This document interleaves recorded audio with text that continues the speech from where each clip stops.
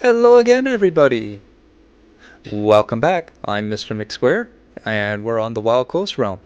Today, I'm just going to give you an update to a large project that took me about 10 weeks to put together, and that's my Colosseum. I talked about it with the other members, and I always said that I just really wanted to add either a Minotaur or a Centaur or some big giant statue to the middle of this thing. And the immediate response from the other people would be, oh, a centaur would be cool. Alright, centaur it is. Now, we always use source material. And then looking through the internet, I came across a beautiful horse statue by Meg Ray. And I'll put a link down in the description for her tutorial. She does an outstanding tutorial. These scaffolding here, I'm just marking where the starting point that she indicated it should be, and I measured out where the hooves land because I don't want the feet to be over top of the pen that has gladiators down below. So those other scaffolding, if I start there, those scaffolding mark where the hooves will end and the gladiator cage won't be covered. So there's a link for Meg Ray's horse statue down below. And what she has done is she dissects the horse into, let's say, 5 fragments, like a center fragment. This is the fragment here. And this is totally just following her tutorial, but changing the block palette. I used granite and cobblestone. And it really gives a nice brown looking horse color. The cobblestone for the black tail and mane, and the granite for the horse body. This is her next phase of her tutorial where she adds 1 layer, working from the inside out. It was the center layer, now 2 outside layers. Medial is inside, and I think ventral is outside. So anyway, forget the Latin. So now on the next outer layer, you can see the hooves are there. And there is 1 more layer just to bulk up the hooves and give a little more thickness to the tail. But you can see I chopped the head off the horse. This is completely her tutorial up until the horse's head is chopped off. No, it's not in an Italian mob boss's bed or anything weird. We just didn't build it. Although that would be a pretty good prank. Watch out, Zen, you might wind up with a giant horse head next to one of your beds. Anyway, that's another video for another time.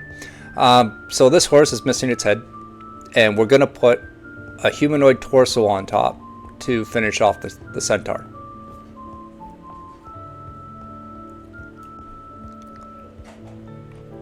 And honestly, I think Meg Ray did a beautiful job on her horse, so why redo it? Here I am, basically at the town. And the centaur is big enough to see from this town. And I'll just show you that there's the iron farm from a previous episode and the centaur sitting in the middle of the Colosseum. I think he looks great. And that's why I want to give you, like, big builds should be viewed from far away, because the closer you get, the more the details become obscured.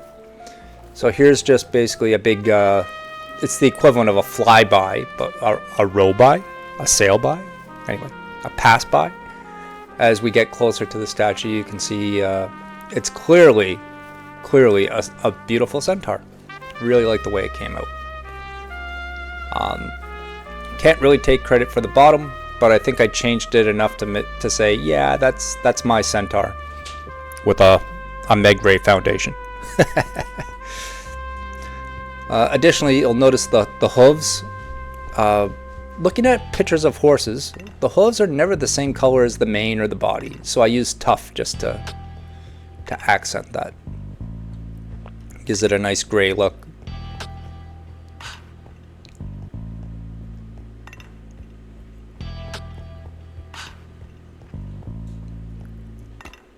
And there's the centaur. It's just got 1 arrow. I didn't give him a quiver or anything else because it detracts from, it's unnecessary. And the more things I add to it, the more cluttered it's going to be. So this is clearly one of those times where simple is best. He's got 1 bow, 1 arrow. His face is very plain and obscure, but you're not going to see it. This builds like this are seen from far away.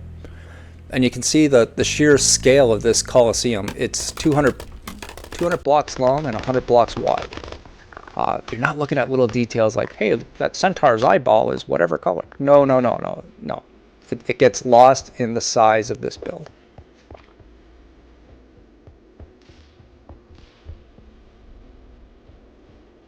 I really like the end result. And like, your comments matter.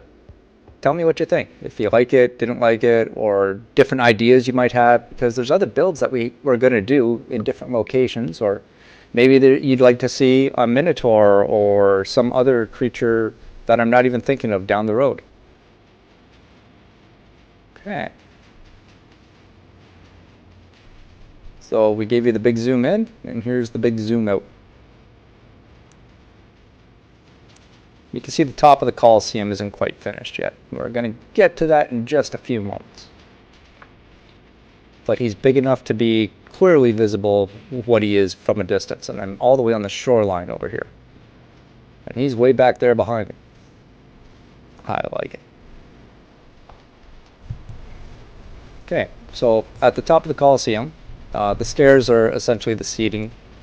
And there's the Centaur in the middle. And then we've got these chambers or passageways for an access passage down below, because people have to get up to the seating.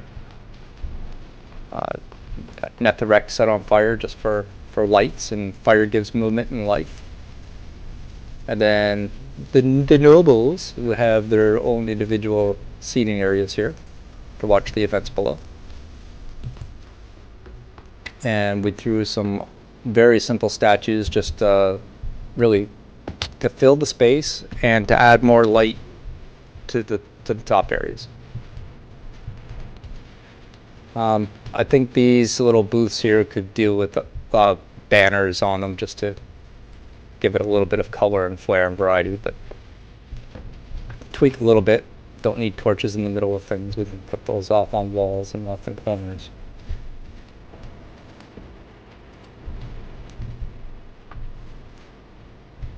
Now, the whole reason that I started this Colosseum build, and then it just got a little bit of that out of hand with and then,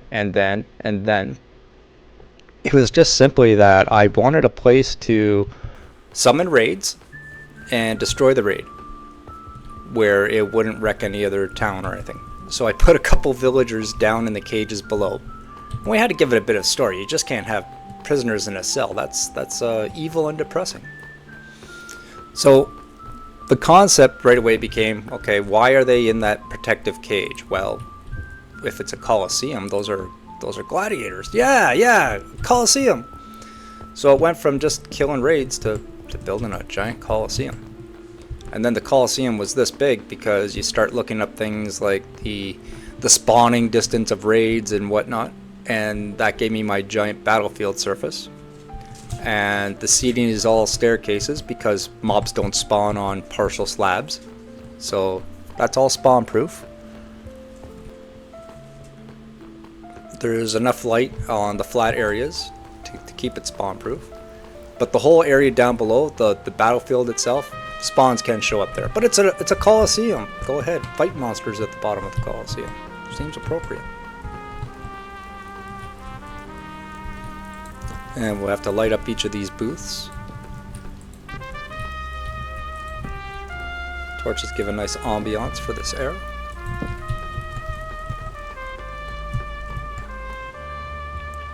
And that is my Colosseum. Thank you very much for watching. And if you got this far, go ahead, hit that subscribe button. Happy to bring you more stuff.